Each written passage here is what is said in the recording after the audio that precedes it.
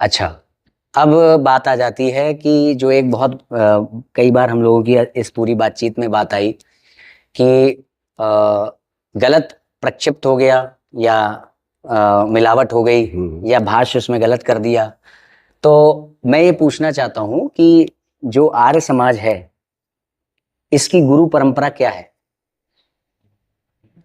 ऐसा है कि आर्य समाज जो हमारी वैदिक मान्यता है वो तो परम पिता परमात्मा सबका गुरु है। एक तो ये है, वो अलौकिक गुरु है, वो ही है। और गुरु के लिए तो गुरु का जो शिक्षा प्रदान करता है, एक मनुष्य को कई गुरुओं के वो होता है। हम दयानंद जी के बिल्कुल बताए हुए मार्ग से इधर का उधर नहीं जाएंगे, ऐसा नहीं है। और हम चूंकि लेकिन उन्होंने एक वो रास्ता दिखाया जिसको लोग भूल चुके थे, हर किसी बात को सनातन के साथ जोड़ रहे थे। तो इसलिए हमारा लौकिक जगत में वो एक हमारे गुरु हैं। उसके बाद में जो आज जो गुरु परंपरा, तो आप ये कहीं इसको फुल स्टॉप तो लगता ही नहीं। तो जो ईश्वर का ज्ञान है, वेद हमारे सोच का और हमारा आधार वही है। कोई व्यक्ति विशेष हमारा गुरु परंपरा से नहीं है। नहीं, वेदादि शास्त्र आज से कई अनेकानेक वर्ष पूर्व मंत्र दृष्टा बनते हैं हमारे ऋषिगण। हाँ। वहां से लेके स्वामी दयानंद जी तक वो वेद मंत्र कैसे आए जिन्हें उन्होंने प्रमाण माना सनातन का? श्रुति नाम सुना है? ठीक है। श्रुति का अर्थ क्या हुआ? श्रुति जो सुना जाता है। इस प्रकार से आज भी आप चले जाइए दक्षिण भारत में, चारों वेद सुन सुन के याद है उनको। नहीं, मैं वही कह रहा हूं। तो दयानंद जी ने किससे सुने? स्वामी जब दयानंद जी ने जब सुने नहीं, दयानंद जी ने जब पढ़े, जब तक तो वो उनको लिपिबद्ध कर दिया गया था। किसी से वेरीफाई तो करवाएंगे। वो थे ना, फिर हाँ थे ना अपने क्या नाम, गुरु विरजानंद जी। विरजानंद जी के गुरु पूर्णानंद जी, पूर्णानंद जी के गुरु। अब ये इतनी लंबी परंपरा नहीं, वो तो स्वामी जी ने लिखा होगा कहीं सत्यार प्रकाश में कहीं होगा। हमने काफी ट्राई किया पर मिला नहीं। वो सत्यार प्रकाश में जरूर होगा कहीं। क्योंकि बात है ना कि स्वामी जी के सुनो, स्वामी जी के जीवन उसमें मिलेगा कहीं ना कहीं। उनके मतलब हमें मालूम नहीं है। नहीं, हम उसमें जो उनका जीवन चरित्र है उसमें इसका उल्लेख होना चाहिए। क्यों पूर्णानंद जी तक का तो नहीं हुआ तो क्या नहीं हुआ तो इसका कोई वो बात है? कहने का अर्थ है हम ये कैसे माने कि ये जो वेद मंत्र हैं ये वही मेन मंत्र हैं जो परमेश्वर ने दिए, क्योंकि हमें पूर्णानंद जी से पहले का गुरु मालूम ही नहीं है।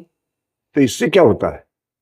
उस सुनिए, वो जो वेद मंत्र हैं उसको ये देखो कि यहाँ इसमें गलत बता रहे हैं, कुछ गलत है क्या?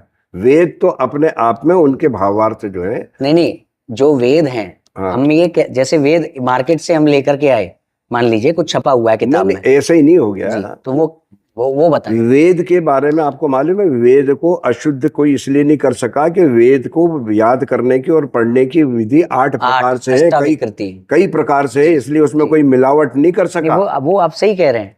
मैं ये कह रहा हूँ कि उस 8 प्रकार की वो जो श्लोक है उसके साथ वो वेद आदि मंत्र हम तक पहुंचे कैसे, यदि हमें ये नहीं पता। सब व्याकरण के प्रकांड विद्वान थे, उन लोगों ने सब देख के।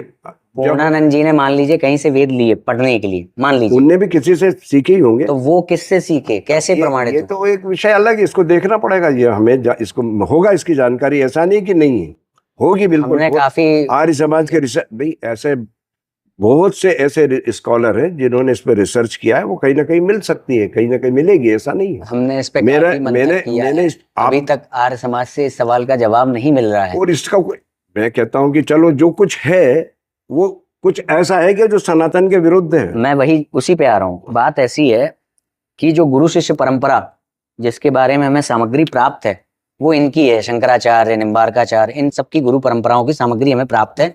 कौन से सन में कौन गुरु हुए, आदि शंकराचार्य जी के बाद होगा ना, ये मैं मना नहीं कर रहा हूं। बात ऐसी है कि हमने ये माना कि मेरे पास जानकारी नहीं है इसकी। जी। और ऐसा ही आप कह रहे हैं कि इसकी जानकारी कहीं नहीं मिलेगी, ये भी मैं नहीं सहमत। मिल जाएगी, मैं वो नहीं कह रहा, मैं आपको प्रयास करके बता दूंगा। जी आप मेरे पास में हैं ऐसे लोग, बात बताइए। अभी समस्या क्या है? वो समस्या ये है कि अगर हमें ये नहीं पता कि पूर्णानंद जी के गुरु कौन है, ये है कि अगर हमें पूर्णानंद जी के जो गुरु हैं उनके बारे में कुछ नहीं पता कि उनको वेद कहाँ से नहीं ऐसा मत बोलो, पता नहीं है ऐसा मत बोलो। आपको विश्वास ऐसा कर, बिल्कुल मिल जाएगा, होगा, कोई दिक्कत मगर आपको पता नहीं है, मगर विश्वास। मेरी व्यक्तिगत जानकारी में नहीं है। अच्छा, लेकिन मेरा यदि आज आप सुनिए, जी आर्य समाज की जानकारी और आर्य समाज की मतलब पूरे विस्तार से मैं बहुत बड़ा कुछ वो हूँ ऐसा मत समझना। मैं जी तो जी बहुत छोटा सा एक आर्य समाज का कार्यकर्ता हूँ, जी जी, मैं है ना। समझ गया। मैं विद्वान भी नहीं हूँ। मैं कुछ बात बोलना चाहता हाँ हाँ, तो इसलिए हूँ बहुत कि जैसे कि प्रॉब्लम ये है कि जिनकी सामग्री हमें प्राप्त है कि शंकराचार्य के कौन शिष्य हुए, उनके शिष्य कौन हुए, उनके शिष्य कौन हुए, आज तक के वो पूरी वंशावली हमें प्राप्त है। अब हमें अगर पूर्णानंद जी, अगर मैं ये नहीं कह रहा कि नहीं है, वो आप देंगे तो मिल जाएगी। अगर पूर्णानंद जी के गुरु के बारे में हमें नहीं पता और हम ये कह रहे हैं कि ये जो वेद मंत्र हैं, जो वेद मंत्र शंकराचार्य जी की गुरु परंपरा के द्वारा यहाँ तक आ रहे हैं, तो वेद मंत्रों का अर्थ तो हम मान रहे हैं, अर्थ अपना दे रहे हैं, और वेद मंत्र उनके मान ले रहे हैं, उनके द्वारा दिए हुए। अब बात ऐसी है, यदि शंकराचार्य परंपरा या निम्बार्काचार्य परंपरा या रामानुजाचार्य परंपरा, गुरु शिष्य परंपरा जिसकी वंशावली हमें प्राप्त है, वो आपको गलत अर्थ दे रही है, क्योंकि उनके अर्थों को हमने नहीं माना, शायन के अर्थ को आर्य समाज ने नहीं माना, तो शायनाचार के अर्थ को जब हम नहीं मान रहे हैं, तो उनकी ही परंपरा के द्वारा आने वाले वेद मंत्रों को हम कैसे विश्वास कर ले रहे हैं कि वही वेद मंत्र हैं जो ईश्वर के हैं। ऐसा है कि मैं स्वामी दयानंद ने जब पढ़ा उनको, तो उन्होंने कहा प्रत्येक एक, जैसे संस्कृत की तो ये है कि एक शब्द के कई अर्थ है, जी जी, प्रसंग के अनुसार नहीं है। अब जैसे मान लीजिए कि आपने सेंधव शब्द का उपयोग किया, सेंधव शब्द के अर्थ विषय कुछ है और वहां पर होना चाहिए नमक की बात, और वहां आप घोड़े की बातचीत कर रहे हैं। ठीक है, तो इस प्रकार की अनर्गल जो बातें थी, नहीं वो ठीक है। मेरा कहने का मतलब आपका ये है, कहना यह है कि पूर्णानंद जी ने किससे सीखा। पूर्णानंद जी, ये पहला प्रश्न आप कर रहे हैं, मेरे ख्याल से आज तक दुनिया में किसी ने ये किया नहीं था, लेकिन ये वो प्रश्न है जिसका कोई महत्व नहीं है मेरी दृष्टि मैं से। बता रहा हूँ महत्व। नहीं जैसे आपने कहा कि जो ईश्वर का ज्ञान है वो जो दयानंद जी ने भाष्य किया है, हाँ, वो सही भाष्य है, हाँ, ठीक है।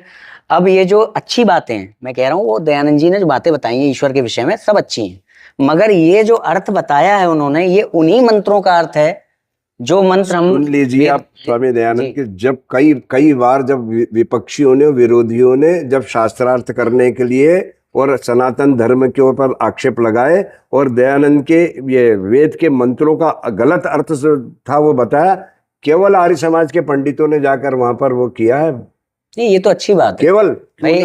और सुनो, मेरे पिताजी उन्होंने ये कहा कि नहीं, हम लोगों ने फिर कहा कि तुम तो दयानंद का भाष्य मानते ही नहीं हो। मेरे पिताजी बस में बैठ करके जा रहे थे, कोनी बाहर निकली हुई थी, ट्रक से उनका जो हाथ है वो रगड़ गया, बस वाले ने निर्ममता से उनको जो है सड़क पे उतार दिया, अपना चला गया।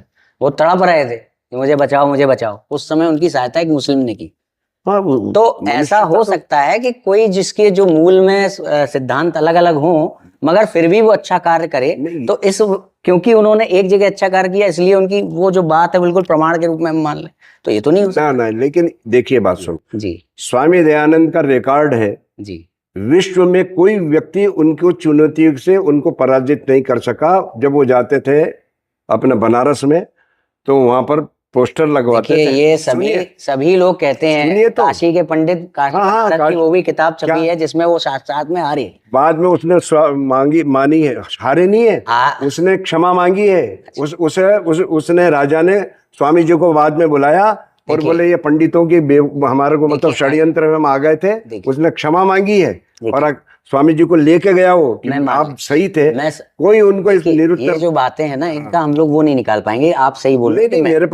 मेरे पास स्वामी जी के जैसे मैं ये पूछ रहा हूँ कि अगर हमें यही सही अर्थ है जो आप बता रहे हैं ईश्वर और ब्रह्म और धर्म के बारे में, अथातो धर्म जिज्ञासा, अथातो ब्रह्म जिज्ञासा, इसके बारे में आप जो बोल रहे हैं वही सही है, मगर ये उन मंत्रों का अर्थ है जो मंत्र में गुरु शिष्य परंपरा शंकराचार्य आदि से, तो क्या हुआ, तो गलत तरीके से भी तो उसका भाष्य करे। तो जो सायण, महीधर और मैक्स मुलर ये सब गलत कर सकते हैं, तो पहले भी कर सकते हैं। मैं वही पूछ रहा हूँ। मेरा सवाल ये है, जो व्यक्ति हमें गलत अर्थ दे सकता है किसी लोभवश, लालचवश, द्वेषवश, वो व्यक्ति हमें गलत मंत्र क्यों नहीं दे सकता? और यदि वो सही अर्थ वो सही मंत्र दे रहा है तो उसके अर्थ गलत क्यों है?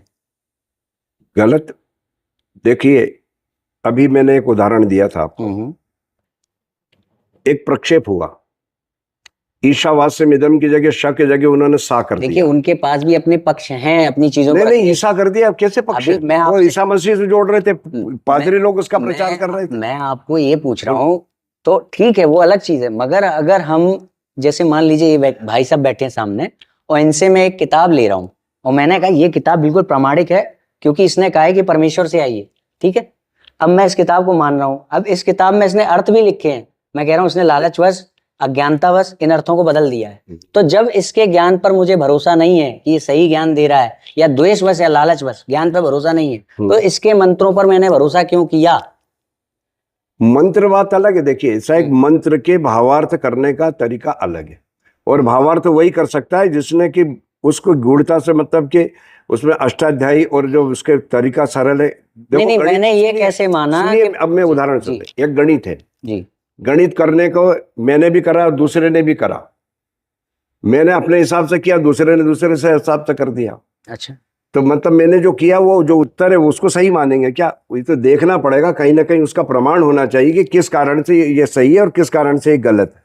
ठीक है, किसी भी कारण से अगर आप कहना क्या चाह रहे हो कि मतलब आप पूर्णानंद जी की बात पे आए थे, बस वहां आ जाओ आप तो जी वापस। जी, किसी भी कारण से अगर ये निकल रहा है कि ये जो अर्थ है इस व्यक्ति ने अज्ञानतावश लिख दिया है, हाँ। तो हम ये क्यों मान रहे हैं कि इसने जो मंत्र में दिया लिखा हुआ, मंत्र तो वही है, मंत्र में कैसे परिवर्तन पता नहीं कि है। वही मंत्र है? मंत्र तो वही है, मंत्र तो अज्ञान समाता कोई से किसी कैसे में वो नहीं। हमें क्यों विश्वास है कि ये मंत्र वही है? करो, हम मानते हैं उसको, आप मत। अच्छा, मतलब विश्वास है बस, हमें मान मंत्र वही है, ठीक। लेकिन उसके भावार्थ उसके उसमें परिवर्तन हुआ है, ठीक है, ये है। ठीक, मंत्र ठीक है। में कोई तो मंत्र तो अभी कोई आपसे परिवर्तन कर ही नहीं सकता। आनंद आया चर्चा में, और हमें वर्ण व्यवस्था पे भी बात करनी थी, पर भाई साहब अभी आपके पास समय कम है यहाँ। नहीं, अब 5:30 5 बजे का समय दिया हुआ था।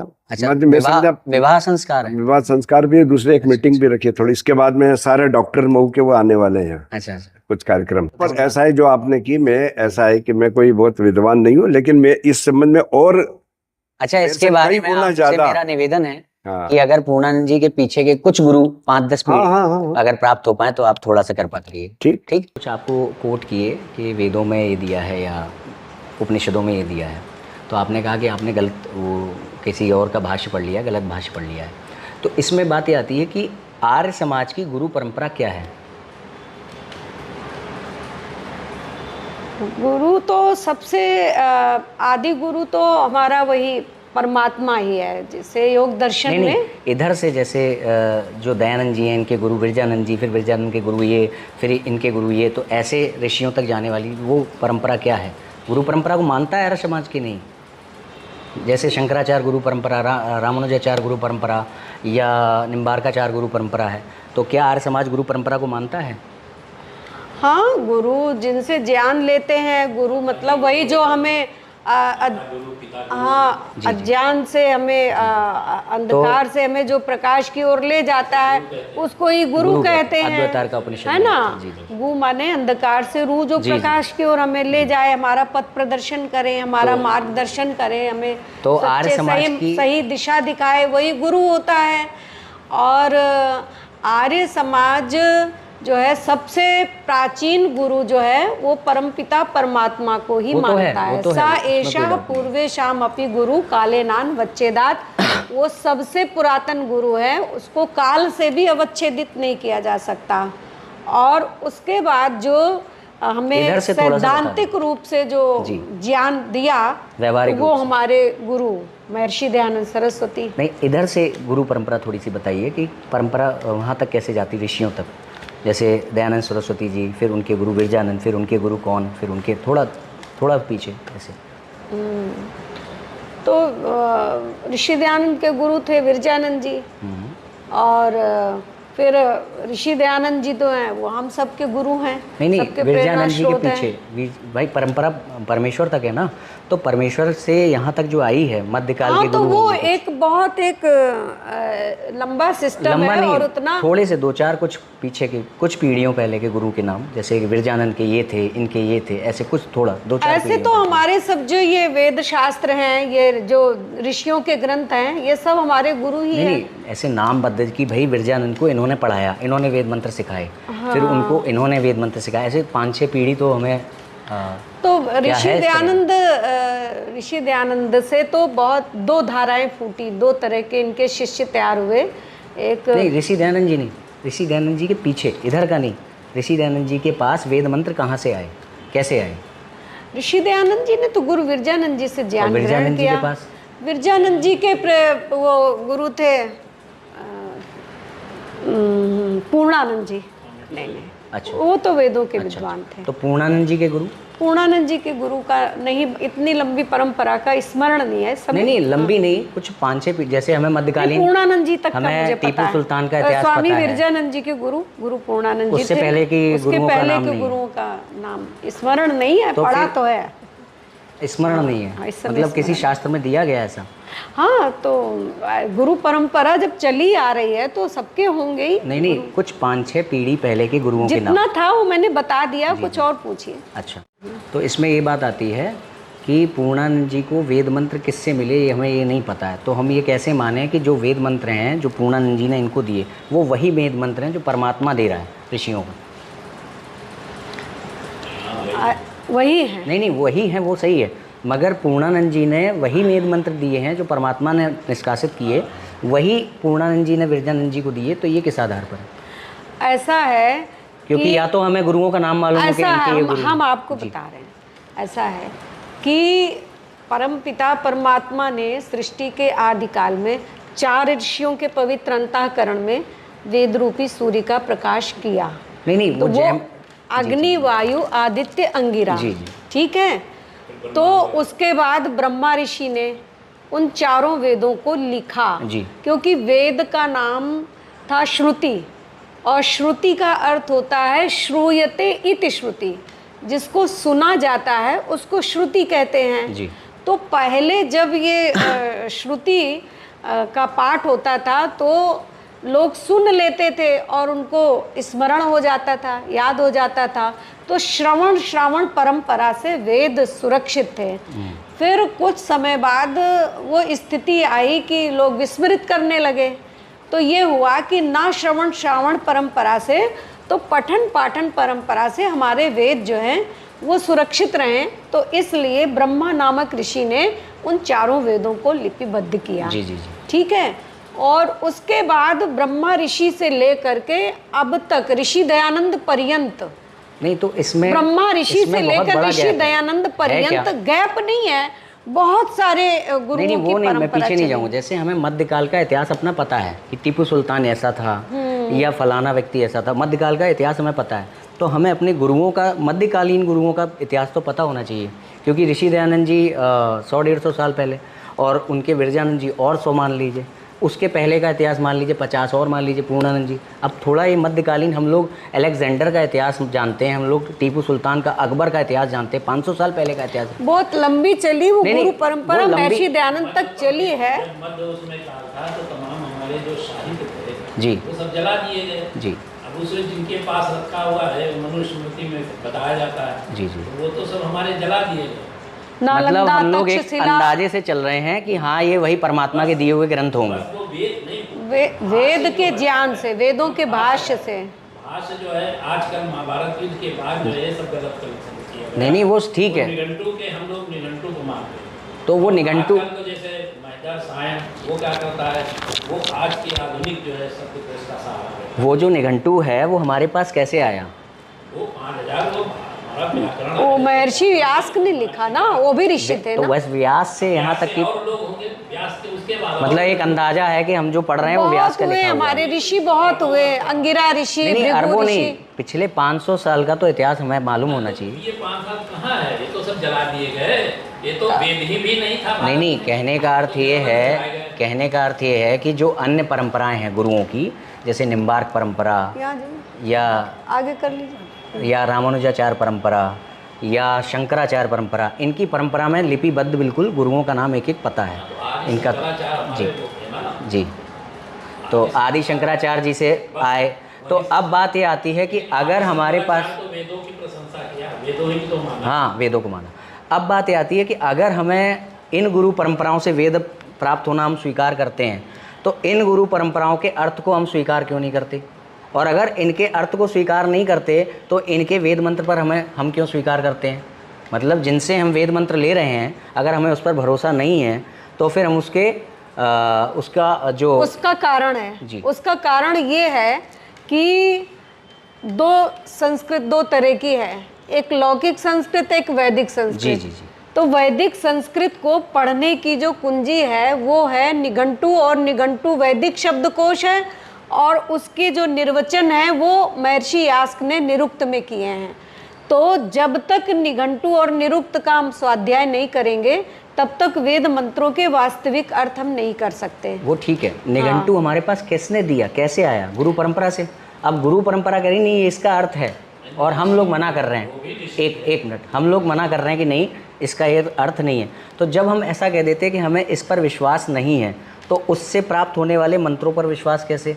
और अगर उससे प्राप्त होने वाले मंत्रों पर विश्वास है तो फिर उसके अर्थों पर विश्वास तो जब ये बात अटल है कि इसको पढ़ करके ही वेदों का अर्थ किया जा सकता है, साक्षात्कृत धर्माणो ऋषया बभूव, तो हम ये भी तो कह सकते हैं जिन्होंने ईश्वर और धर्म का साक्षात्कार किया है उनको ही तो ऋषि कहा जाता है। ठीक है, हम ये कह सकते हैं कि हमने जो अर्थ किया है वो सही है, जरूरी नहीं कि ये जो मंत्र है वेद का इसका ही ये अर्थ है, यही होगा ना फिर?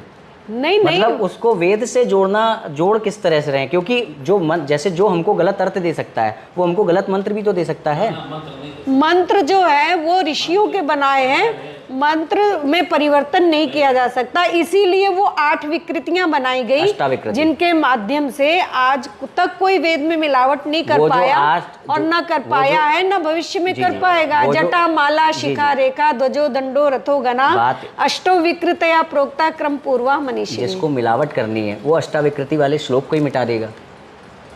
कैसे मिटा देगा? वो सुरक्षित हैं, प्रतिलिपि है पूरी उनकी। नहीं, जब आप मुझसे अगर वेद मंत्र ले रहे हो, मुझे पता है कि इसमें जटा वाला है से समझ जाएगा, तो मैं उसको मिटा के आपसे कैसे वेद मंत्र ले लेंगे? वेद तो एक मैं वहां पर रख रहा हूँ, जैसे गुरु परंपरा से अगर हम तक आया तो हमें जो इतिहास प्राप्त है जिसका, वो ये सारी गुरु परंपराएं हैं। आदि शंकराचार्य की प्राचीनतम मान लेते हैं। बस वो भाषण में ही त्रुटि होती है, वेद के मंत्रों। तो वेद के मंत्रों पर हमें विश्वास क्यों है कि ईश्वरी वाणी वही है जो उसने दिया था? जी, लोगों ने जलाया, जी जी, वो नकली थी, फर्जी थी, सब नहीं वो सही कह रहे हैं आप। मैं ये पूछ रहा हूँ कि हमें अगर उसके अर्थ पर विश्वास नहीं है तो उन मंत्रों पर विश्वास क्यों है कि ये वही मंत्र हैं जो परमात्मा ने दिए हैं?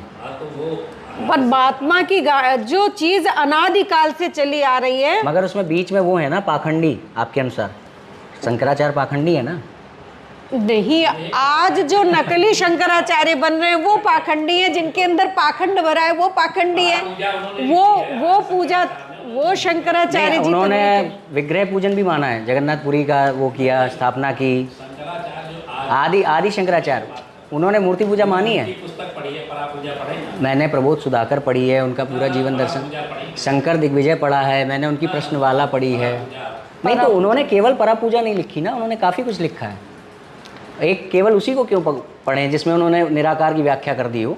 उन्होंने मूर्ति पूजा का भी बात की। प्रश्न जो मणि प्रश्नमाला है उनका ग्रंथ, उसमें उससे पूछते हैं उनके शिष्य के अब मैं जीव भाव को प्राप्त हो गया। इस तरह की जब असैद्धांतिक बात करते हैं शंकराचार्य जी लोग, तभी तो जो प्योर ज्ञान है वेद, उसके आधार पर ही तो हम लोग चैलेंज करते हैं। वही बात कि भाई उनको ज्ञान चारों वेदों का है, उपनिषदों का है, सब चीज का है, अच्छे विद्वान है। ऐसे नहीं उनको शंकराचार्य जी की उपाधि मिलती है। लेकिन जब उसमें वो मिश्रित करके और कहीं का ईंट कहीं का रोड़ा बताएंगे तो फिर चैलेंज किया ही जाएगा। और कितने बार उनको चैलेंज किया। जैसे हम ये मानते हैं वेद शास्त्रों की, ऋषियों की बात को हम झुठला नहीं सकते। नहीं वो ठीक है। वो और देखो हम ही नहीं विदेशी विद्वान तक भी वेदों की महिमा को स्वीकार कर रहे हैं। वो भी कह रहे हैं Rigveda is the oldest book in the library of mankind. जी वो तो ठीक है, मगर अगर हमें मालूम है अज्ञानी है या फिर ये अपने लालचवश कोई गलत बात फैला सकता है, तो वो लालचवश आपके मंत्रों को भी तो गलत दे सकता है आपको। तो गलत दे सकता है तो फिर उन पर विश्वास कैसे? वो उनकी प्रवृत्ति है, वो ऐसा मतलब आपको अब जैसे भद्राचार्य जी की प्रवृत्ति है कि ऐसा लिखा नहीं ऋषि दयानंद ने, तब भी उनको कह रहे हैं। तो एक चर्चा में बने रहने के लिए वो कुछ भी कपोल कल्पना से कह के और मतलब हम ये माने कि आदि शंकराचार्य हमारे मंत्रों को नहीं बदल सकते, मंत्रों को नहीं बदल सकते, भाष्य बदल सकते है ना। वो मतलब इतने तो अच्छे हैं, इतने अच्छे हैं, इतने ज्ञानी हैं, वो मंत्रों को नहीं बदलेंगे, इतने तो अच्छे हैं, मगर वो अर्थ गलत बता रहे हैं। इतने बुरे वाणी को कौन बदल सकता? कोई नहीं बदल सकता। चलिए, ईश्वरी वाणी को कोई नहीं बदल सकता। मैं लास्ट में इसको चर्चा को समाप्त करते हुए एक छोटा सा प्रश्न करूंगा। जैसे तिलक आदि को पाखंड बताया गया है ना, सत्यार्थ प्रकाश के अनुसार, आर्य समाज के अनुसार? पाखंड नहीं है, जी जी। चंदन लगा सकते हैं, ये तो तिलक एक लगाना, भस्म लगाना, ये पाखंड नहीं है। तिलक लगा सकते हैं, चंदन वगैरह का लगा सकते हैं, शीतलता देता है, मस्तिष्क को ठंडक प्रदान करता है। तो जैसे आपने बिंदी लगाई है तो ये तो चंदन नहीं है। अरे तो महिलाओं के लिए नहीं नहीं, इसका वर्णन वैदिक है, कैसे है, इसको कैसे माना, आर्य समाज का प्रारूप क्या है इस बिंदी के लिए, वो पूछ रहा हूँ। हाँ, ये तो चंदन नहीं है, केवल चंदन का ही टीका आपने स्वीकार किया। श्रृंगार जो होता है महिलाओं को, वो अपने पति के लिए करती हैं, इसका कोई अर्थ नहीं है। और ये है कि एक प्रामाणिकता होती है, जैसे सिंदूर लगाते हैं, बिंदी लगाते हैं कि मतलब भाई इनके कोई रक्षक पोषक हैं, ये विवाहित हैं, एक वो चिन्ह होता है, तो ये भी एक धार्मिक चिन्ह है। तो चंदन आप लगा सकते हैं, धार्मिक चिन्ह में भस्म वगैरह नहीं, भस्म लगा सकते हैं। शिखा आप रखे हैं तो ये हमारे जो पवित्र है, तो ये हमारे वैदिक संस्कृति की एक चिन्ह है, नहीं, जैसे पहचान है। आपने कहा कि चंदन का ही टीका लगाना चाहिए, तो ये तो बिंदी है, तो ये फिर इसको किस उसमें अर्थ में ले रहे हैं कि एक प्रतीकात्मक, मगर इसका शास्त्रोक्त वर्णन नहीं है। शास्त्रों ने इसे स्वीकार किया है क्या बिंदी को? नहीं, स्वीकार तो किया है श्रृंगार पति के लिए। मतलब बता सकते हैं थोड़ा सा किस ग्रंथ ये में? है कि विवाह संस्कार आदि में बिंदी, मिलता है। विवाह संस्कार तो उनका लौकिक प्रक्रियाएं होती हैं। अच्छा, लोकाचार में थोड़ा सा, अच्छा लोकाचार में भस्म नहीं लगा सकते, बिंदी लगा सकते हैं। सिंदूर भरा देते हैं, सिंदूर कहीं नहीं भराते हैं, नहीं नहीं, ऐसे नहीं कि इधर उधर का सब, जैसे होली को विकृत कर दिया कि कीचड़ पोतो, तो वो रूप नहीं, जिस चीज का जो शुद्ध रूप है उसको कहता है आर्य समाज। भस्म लगाना, जो हवन की बची हुई भस्म होती है यज्ञ की, उसको नहीं लगाना चाहिए, पर बिंदी लगा सकते हैं लोकाचार में। उसकी औषधियां बनती हैं विदेशों में जो है। नहीं, माथे पे लगाने की बात कर रहा हूँ। माथे पे मतलब लगा के क्या वो साबित करना चाहते हैं? जैसे भाई, आपने प्रतीकात्मक अब आपने एकाग्रता देता है, यहाँ पे कुछ हम लगाए तिलक, यहाँ अपना जैसे ध्यान भी करते हैं, तो एकाग्रता प्रदान करता है। और एक ये भी है कि भाई हम कोई यज्ञ आदि का सूचक चिन्ह है या कोई श्रेष्ठ कार्य तो का, वो ये कह सकता है सामने नहीं। वाला, अब ये थोड़ी अब भस्म में आप ये कीचड़ लपेट लो, कहो कि भाई बिंदी लगा सकते, कीचड़ नहीं लगा सकते। अब वही बात है, अगर ईश्वर के लिए भी बहुत लोग एक डायलॉग बोलते हैं कि मानो तो ईश्वर, नहीं तो पत्थर। तो हम भी कहते हैं भाई मानो तो हलवा, नहीं तो गोबर, है ना। तो नहीं, वो सही है। जैसे हम अपनी इच्छा अनुसार ये तय कर रहे हैं कि लोकाचार के अनुसार हमने भले ही लौकिक रीतियां होती हैं, उनको किया जाए। लोकाचार के अनुसार हमने बिंदी यूज कर ली जिसमें कि चंदन नहीं है, मगर लोकाचार के अनुसार अगर कोई व्यक्ति भस्म यूज कर रहा है, नहीं तो वो अपने ईश्वर के प्रति श्रृंगार, हाँ, नहीं तो ये कौन तय कर रहा है? शास्त्रोक्त है जी। शास्त्र मतलब कि जो ये कपड़े की बिंदी है जिसमें गोंद होता है, ये शास्त्रोक्त है, ये लगाई जा सकती है। ठीक है, चलिए